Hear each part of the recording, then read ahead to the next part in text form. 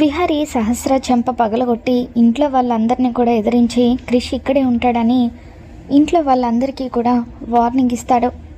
ఇక దాంతో విహారీ మాటను ఎవరు కూడా ఎదిరించలేక అందరూ కూడా సైలెంట్గా ఉండిపోతారు.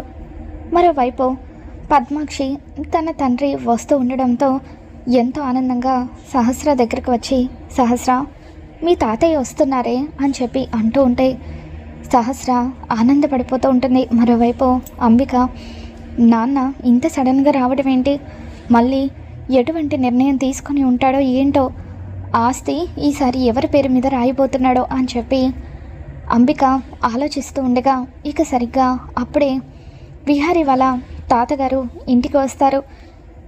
ఎలా ఉన్నారు తాతయ్య అని చెప్పి విహారీతో పాటు ఇంట్లో వాళ్ళందరూ కూడా ఆనందంగా ఆయన బాగోగుల గురించి అడుగుతూ ఉంటే ఇక అప్పుడు అంబిక మాత్రం, నాన్న ఏంటి నాన్న ఇంత సడన్గా వచ్చారు అని చెప్పి అడుగుతూ ఉంటుంది. ఇక దాంతో విహారీ వాళ్ళ తాతగారు, మరేం లేదు, మరొక 2 రోజుల్లో నా మనవరాలు సిరి 6వ ఏటలోకి అడుగు పెట్టబోతుంది కదా, అందుకే తన పుట్టినరోజు నాడు నా యావత్ ఆస్తిని సిరి పేరు మీద రాయబోతున్నాను అని చెప్పి ఆయన అంటూ ఉంటే అంబిక ఒక్కసారిగా షాక్ అవుతుంది. నాన్న ఏం మాట్లాడుతున్నారు మీరు, సిరి పేరు మీద ఆస్తి రాయడం ఏంటి అని చెప్పి అంటూ ఉంటే, అవునంబిక నీకు ఎన్నోసార్లు చెప్పాను, నువ్వు పెళ్లి చేసుకొని పిల్లల్ని కన్నట్లయితే నీకు కూడా కొంత వాటా ఇస్తానని, కానీ ఎప్పుడు కూడా నువ్వు నా మాట వినలేదు, కనీసం పెళ్ళి కూడా చేసుకోలేదు.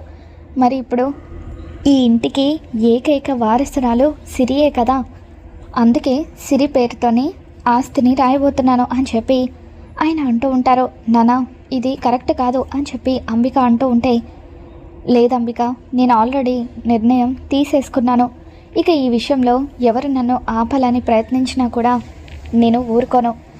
సిరి నా ఇంటికి ఏకైక వారసురాలు, ఎల్లుండే తన పేరు మీదకు ఆస్తిని మొత్తం కూడా ట్రాన్స్ఫర్ చేసేస్తాను అని చెప్పి అంటూ ఉంటే ఇక అప్పుడు మీ ఇష్టం తాతయ్య, ఇది మీ ఆస్తి, మీ ఆస్తిని మీరు ఎవరికైనా ఇచ్చుకోవచ్చు అని చెప్పి విహారీ అంటూ ఉంటాడు. మరోవైపు అంబిక మాత్రం కోపంతో రగిలిపోతూ ఉంటుంది. ఎట్టి పరిస్థితులను ఈ ఆస్తి సిరికి దక్కకూడదు, దాన్ని ఈ భూమి మీద లేకుండా చేస్తే అప్పుడు ఆస్తి నా సొంతం అవుతుంది అని చెప్పి అంబిక అనుకుంటూ ఉంటే ఇక అప్పుడు సహస్ర, తాతయ్య ఎంత గుడ్ న్యూస్ చెప్పారు తాతయ్య, సిరి బర్త్డేకి మన బంధువుల్ని, తెలిసిన వాళ్ళని, ఫ్రెండ్స్ని వీళ్ళందరినీ కూడా పిలిచి చాలా గ్రాండ్గా సెలబ్రేట్ చేద్దాము, ఈవినింగ్ పార్టీ అరేంజ్ చేద్దామని చెప్పి సహస్ర అంటూ ఉంటే అలాగే చేద్దామమ్మా అని చెప్పి వాళ్ళ తాతగారు అంటూ ఉంటారు.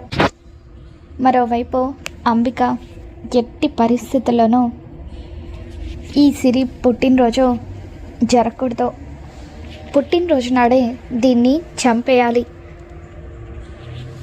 దాని పుట్టినరోజే దానికి చావు రోజు అవ్వాలి అని చెప్పి అంబిక ఏం చేయాలి, ఏం చేసి దాన్ని చంపాలి అని ఆలోచిస్తూ ఉంటుంది. మరోవైపు క్రిష్ సిరి దగ్గరకు వస్తాడు.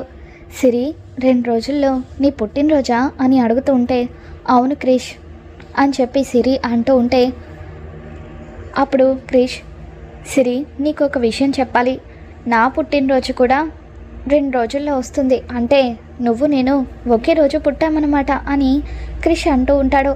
అయితే ఈసారి బర్త్డేని మనమిద్దరం కలిసి సెలబ్రేట్ చేసుకుందాం అని చెప్పి సిరి అంటూ ఉంటుంది. ఇక దాంతో సహస్ర మండిపడుతూ, రేయ్ ఎవడ్రా నువ్వు, నా కూతురుతో కలిసి నువ్వు బర్త్డే సెలబ్రేట్ చేసుకోవడానికి నువ్వేమైనా దానికి తోడబుట్టిన వాడివా, ఊరు పేరు లేని అనాథగాడివి, నువ్వు నా కూతురుతో కలిసి పుట్టినరోజు సెలబ్రేట్ చేసుకుంటావా, అవసరం లేదు అని చెప్పి సహస్ర మండిపడుతూ ఉంటే, ఎందుకు చేసుకోకూడదు సహస్ర, చిన్నపిల్లలు దేవుళ్ళతో సమానమని అంటారు, నువ్వు క్రిష్ పట్ల ఇలా ప్రవర్తించడం నాకు ఏమాత్రం నచ్చడం లేదు, ఎవరు అవునన్నా కాదన్నా సిరితో పాటు సమానంగా క్రిష్కి కూడా బర్త్డే నేను చేస్తాను, సిరి క్రిష్ నాతో పాటు రండి, మీ ఇద్దరికి నేను కొత్త బట్టలు కొనిస్తాను అని చెప్పి విహారీ వాళ్ళిద్దరిని కూడా బయటకు తీసుకొని వెళ్తూ ఉంటే, అమ్మ చూసావా అమ్మ, బావ వాడికి ఎంత ఇంపార్టెన్స్ ఇస్తున్నాడో, చూస్తుంటే వాడిని కూడా ఇంటికి వారసుడిని చేసేలాగా ఉన్నాడు అని చెప్పి సహస్ర అంటూ ఉంటే, పోనీలేవే, విహారీ పుట్టినరోజు చేసిన తర్వాత ఏదో ఒకటి చేసి వాడిని మనం ఇంట్లో నుండి బయటకు వెళ్ళకూడదాంలే. మీ తాతగారైతే రేపు సిరి పేరు మీద ఆస్తిని రాయబోతున్నారు. సిరి తల్లివి నువ్వే కాబట్టి ఆ ఆస్తి నీది కూడా అవుతుంది. నువ్వు కూడా దాన్ని దర్జాగా అనుభవించవచ్చు. రేపటి నుండి నీ రేంజే మారిపోబోతుంది అని చెప్పి పద్మాక్షి సహస్రకు చెప్తూ ఉంటే సహస్ర ఎంతగానో ఆనందపడిపోతూ ఉంటుంది.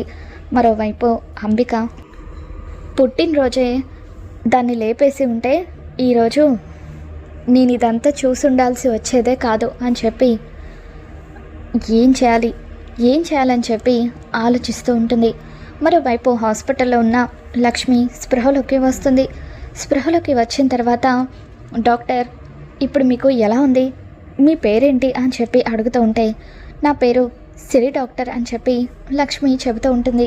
కాసేపట్లో మీ కట్లు విప్పుతామని చెప్పి డాక్టర్ లక్ష్మి మొహానికున్న కట్లను విప్పేస్తారు. ఇక తన రూపాన్ని చూసుకొని లక్ష్మి ఒక్కసారిగా షాక్ అవుతుంది.